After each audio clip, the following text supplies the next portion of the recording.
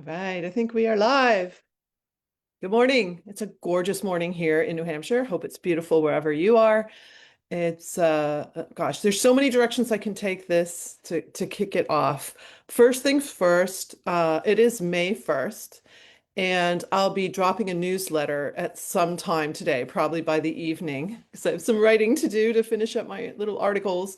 If you aren't subscribed to my newsletter and want to be, I'll share my screen here and show how you can do it real easily. So let's see. If you go to my website, which looks like this, and hit books, blog, vlog, just click that tab. My books are here. And I actually, if you want just a downloadable copy of my books, you can save $5. Otherwise, you can go to Amazon if you like a real book. I like real books, but however you like to read. These are not long books, so you might like just the download. So you can click there for that. This is my vlog. So this is where I drop all of these videos if you want an easy place to see my videos. Then scroll down just a little bit, and this is my e-zine or blog. And here's the button here to subscribe. So just go to lingalls.com or pressure-free.com, and you can just hit that tab and come right down and click this. I just do a few articles each month just to give, again, a little more content to you if that's of interest to you. So let me stop the share and we'll dive into addiction, adrenaline addiction. You'll hear that adrenaline addict, like hello, my name is Elle, and I definitely am an adrenaline addict, or I was. I'm in recovery from a continual flood of the release of stress hormones.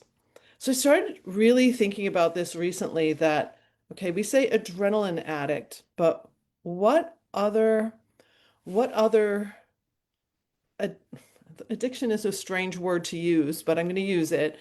What other addictions, behaviors create an addiction? Because when we release that flood of adrenaline, the first flood of hormones, it's a cocktail, okay? Catecholamines is the technical name. It is a cocktail. When those release, it's three little hormones right from the adrenal glands. So it's adrenaline, which you feel like you could lift the truck off the toddler, and you can just explode with all sorts of energy for a few reasons. We've dropped the adrenaline in, but also noradrenaline and dopamine. So you've probably heard of dopamine in relation to our brains, that we do things like we scroll and we get a good text, and we get a hit of dopamine in our brain.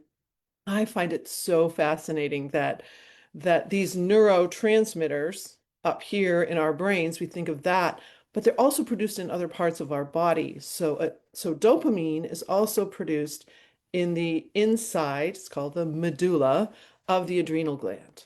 That to me is fascinating. So we're releasing this cocktail.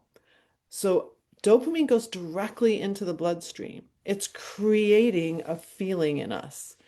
So we've got this adrenaline rush. We've got this feeling, which is amorphous. Like it's not a defined feeling. Dopamine doesn't have a defined, oh, happy or whatever. It has this feeling. And that's one reason why we just keep wanting the hits. The other day I was giving a training to some nonprofit leaders, and two women came up to me afterwards. Both of them, their husbands are police officers. And they said, you need to work with our husbands. They're so addicted to adrenaline. They have their days, and then they want to just keep doing adrenaline pumping activities like ride motorcycles and dirt bikes, and they just want to keep the high, basically. So now I started to go the next level and ask, okay, what other emotions are causing us, what other emotional stimuli are causing us to trigger the stress response? And is that causing an addiction? So sometimes families will come to me, like, or someone in the family will come and say, I have such a drama-filled house. There's a lot of arguing, door slamming, people don't talk to each other for days. Like there's all this drama. I'm so tired of the drama, is what they'll tell me. Like, get me out of the drama. And they don't want to leave their families, it's like I can't take it anymore. Like it's just continual drama. That word continual really struck me when someone recently said this to me, and I thought, oh, are we addicted to the drama? Because just like with the adrenaline addict, in this case, it's an anxiety addict or a drama addict because we're releasing this dopamine. So if you just think about that for a moment and think about behaviors in families, behaviors in workplaces, and you may start to see some patterns. In my CEO book, I talk about Steve Jobs. He's been written about so much, movies about him, and his contradiction that he's a Zen Buddhist and yet he's constantly harping at people and angry and downright mean. And when I think about that, I'm like, okay, so he somehow gets a hit of dopamine when when he was behaving in these ways. And it makes total sense. When we get angry, we release these hormones. So now that creates this little bit of thing like, I'm going to do it again and I'm going to do it again. I want to stay in that state of what feels like great energy, despite the fact that we're these emotions that you might say are not so positive, but we're getting a hit of dopamine. Is this making any sense? Like I'm going to go deeper and deeper in research about it because it's I think it's why I will hear coaches, talk about how their clients just say stuck. They say so stuck in their pain, right? In the crappy zone, if you will. Like why are they saying so stuck? It's because they keep releasing these hormones and dopamine is a little bit addictive. So the behavior then becomes addictive because that's what's giving us the hit. I don't know. That is, I need to go deeper on this and really look for some solid research that may have been done on these things. But it's becoming clear because one of the transformations I see in pressure free when I'm working with someone is that there will be some light bulbs that come on in the head like, oh, okay, for example, if I don't release the first flood of hormones, the second flood doesn't go out. The second flood can make you feel anxious for no reason and also cause insomnia, which causes us to be fatigued in the morning. And therefore, we are less resilient. And now we'll trigger again and again and again. It just keeps us locked in the stress cycle, locked in the drama cycle, locked in anxiety, or locked in aggressive behavior because we're getting these floods of hormones and we get so used to it that it feels a little scary to not have it. Some people will say, "Well, I like being a type A. I like being an adrenaline addict. Like that is what fuels me." And there are some coaches that push it, that push you to be very adrenalized. It's like, okay, let's lift up the hood and see what all that is doing to you. Because every time we trigger those hormones, we're literally shutting down our digestive system. So if you have any digestive issues, that could be the root cause, is a constant flood of these hormones. It messes with the thyroid gland, that pretty little butterfly here, messes with our adrenal glands. Like you end up frying your adrenals. Ever heard that expression? Um, it messes with your skin. Like it really messes with your skin. Um, Dry mouth. I mean, I could go on and on. There's like, I don't even know how many side effects there are to these two different floods of hormones. I list a lot of them in my work so that you might see things that relate to you. I was just talking with some about jaw tension, tons of jaw tension, grinding. If you need a mouth guard, that's like a clue. So let's go back to this idea of this addiction to these hormones.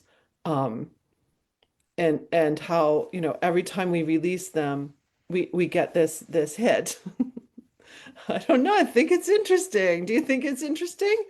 It's making me reflect and think about my behavior of the past and present and think, okay, so what's getting me what I truly desire versus what's and a thing that's, I'm going to use the word again, it's not the most perfect word, but addiction to certain feelings in my body because I've created patterns and that's comfortable. It's comfortable and for some reason it feels good even if I don't feel good, even if I'm full of anxiety and nervousness, but I'm getting this hit of dopamine. Does that make sense? So I'm going to be doing some more research and study on it. But I think that's one of the reasons why we have such a so many mental health issues today in our society. And it is truly this dopamine release. And by the way, then when your digestive system shuts down, serotonin that's produced in the brain, 80% of it is produced in the gut. But if your digestive system is not working properly, that falls off as well. So that is can be why you feel so depressed, or someone you know feels so depressed. If you know someone who's struggling with anxiety and depression, notice it's kind of like a two-edged sword, and then you'll get a medication for the anxiety, but no, you're actually depressed. Like it's confusing. And I think it's confusing because of the biology of the stress response, like what it's actually doing and what these floods of hormones are doing. So what is the key? It's not trying to uptake more serotonin or downplay this. It's to get a handle on what is causing us to release the fight or flight stress response. What is causing us to release these hormones that are really driving how we feel and what we're experiencing in our day. That is the crux of pressure-free living, understanding the stress response and then finding all the ways that we can interrupt the release of those hormones so that we're not under the influence of them so much. I say under the influence because literally our behaviors, what we say, what we do is now all under the influence of these biochemical things happening because of the release of these hormones. So some of our behaviors that might think, well, that's just who I am. You say, this is my authentic self. Like I'm this, right? I used to say, okay, I'm really a dark-haired brunette who grayed early or whited early. My hair's white, not gray on the top. It was like, okay, so um I'm an East Coast girl. Like this is just who I am. No, no, no, no, no. That's not true. That was me on adrenaline. That was me on adrenaline, noradrenaline, dopamine, and then me on glucocorticoids. That was me with eczema all over my hands, with dense fibrous breast tissues. That was me thinking I was calm, very confident, had very high self-esteem from the time I was a tiny girl. You could ask, my parents are gone. You could ask my sisters, and they would probably tell you that, probably tell you I'm a narcissist. I just had really high self-esteem. I'll give you an example of that because I'm back in my home state, so I'm getting thrown back into memories. Um, and I think did I write about this? I think I did. Um, Junior year, I get called to the principal's office, and it's because I have not accepted being in the National Honor Society. And I said, well, it seems to me like it's a group that doesn't really do anything. And I'm not interested in being in a group that doesn't really do anything. I was in so many other clubs at school and doing sports and music, and it's like, I don't see the point. And they said, well, will look good on your college applications. And this is exactly what I said. I was so cheeky, I can't believe it. And I said, if a college doesn't accept me because I don't belong to the National Honor Society, then they don't deserve to have me. I actually said that. The counselor is just like, who is this girl? Right? But I said that. I took my let's see, my SATs junior year, and it was the day of a very important track meet. I was literally in my track outfit. I'm going to have to sprint to get the bus by the end of the 4 hours of the test, right? So on my mind is not the SAT, on my mind is the track meet. Okay. So I take the test, and when the results come back, my counselor's like, well, you should probably take this again. I'm sure you'll get a much higher score. And again, I said, I'm not taking it again. And if they don't take me because of this, then they don't deserve me. I got into every school I applied to. I had schools that wanted me that I don't like. That wasn't a thing. So I had a very high understanding of myself is how I'm going to put it. Not necessarily high self-esteem, but just like a belief that I was going to be where I needed to be and everything was going to work out. It was a very, very positive attitude about all that. I guess that's how I would put it. But now when I look back and I think, okay, so I was so worried about that track meet. So that's why my score on the SAT wasn't what it could have been, was because I'd shut down my hippocampus somewhat. So some of the things that should have just come very quickly to me on the test, I probably didn't get as many questions done had I gone into that test. I know this for sure with my clients. I had one young man who a lot of them come to me for sports and then they go, oh, this helps with school. Well, he saw such a growth in his sport that he said, oh, I'm going to retake the ACT, get 2 points higher immediately. It's just like he didn't study or anything. He just knew that now he could access his brain. So I guess the question when you reflect on, when you think about what I've shared here, this adrenaline addiction, the drama addiction, the anxiety, I'm going to call it an addiction because of the dopamine and the adrenaline releases. Like when you think about it and pause and just back up and then ask yourself, what do you truly want? A lot of people want longevity. You're not going to get longevity as an adrenaline addict. You might live a long time, but there's going to be body parts that are really have really suffered as a result. Um, so asking yourself, like, what do I really want? What kind of life do I really want?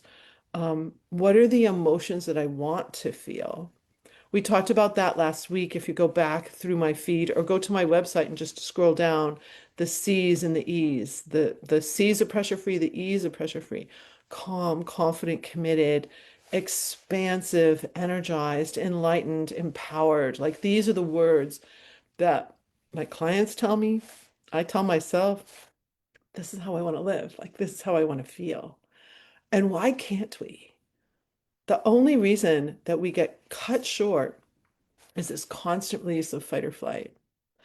So I hope this is helpful. I may have pinged on a few things for people because who would think that, feeling anxious is an addiction?